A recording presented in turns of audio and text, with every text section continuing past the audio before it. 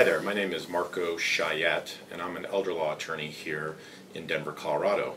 I am also the past chair of the elder law section of the Colorado Bar Association, and my law firm is Chayet and Danzo, and we have offices in Denver, Aspen, and Vail. I'm going to talk to you today about a very important topic, and that is what to do if you become incapacitated and you need someone else to make a decision for you, either a medical decision or financial decision.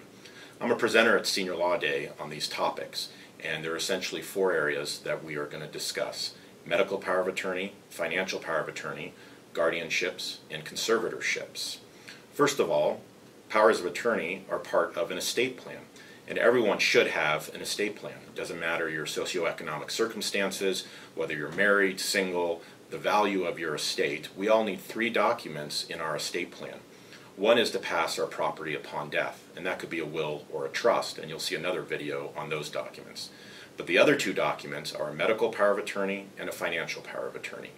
A medical power of attorney is also known as an advanced medical directive, and it is a document that gives someone else the authority to make a medical decision for you if you're no longer able to make that decision for yourself. These documents should be durable medical powers of attorney.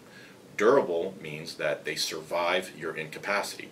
After all, when these documents are used by your agent, it's used in a time of crisis. It's used generally when you're unable to communicate or make a decision for yourself.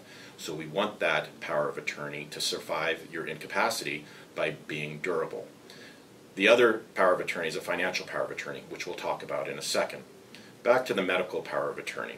The first thing you should know is that everyone here in Colorado has the right to make medical decisions for themselves or give the power to someone else to make those decisions, including end-of-life decisions and the entire spectrum of what would happen to you in a medical event. You always nominate an agent to make that decision for you. It's very important to remember who is the right person in your life to make a medical decision for you. It doesn't have to be a family member, a wife, or a child. It's about making choices for you, and it needs to be the appropriate person to make a medical decision. We also want to make sure that we have successor agents in our medical powers of attorney. That way, if your agent is not around or unable to make a decision for you, you have a successor that comes in. Now, we often get the question about co-agents. I don't want to choose between my children, so I'll have all three of my children be my co-agents. Generally, we don't like this, only because there can be a problem with the three agents not agreeing with each other.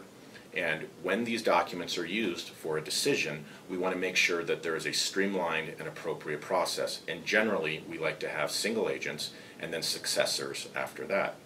With regard to medical powers of attorney, these are an all-encompassing document, and they should be very, very comprehensive in nature. That doesn't equate to them being expensive documents as far as the cost to have an attorney assist you with them. It's more important that they have everything in there that you would want to have done for you in case you cannot make a medical decision for you, which is more than just an end-of-life decision, such as a terminal condition or irreversible coma. There are so many other things on the spectrum of incapacity when a medical decision needs to be made. It can be about placement, it can be about care providers, about access to medical records. It also will include in your medical power of attorney what your choices are with regard to end-of-life decisions if you're in a terminal condition or irreversible coma. The other power of attorney that we talk about is a financial power of attorney. Like a medical power of attorney, this document should also be durable in nature, meaning that it survives your incapacity. Now, if we don't have powers of attorney in place, the only other way for someone else to make a decision for you here in Colorado is to go into court and get a guardianship and conservatorship. A guardianship is a court-appointed person through a court hearing that will be there to make medical and care decisions for you. A conservator is a court-appointed person who will make financial decisions for you. We want to try to avoid going into court and having to get a conservatorship and guardianship by doing a good estate plan, and particularly good powers of attorney, medical power of attorney, and financial power of attorney.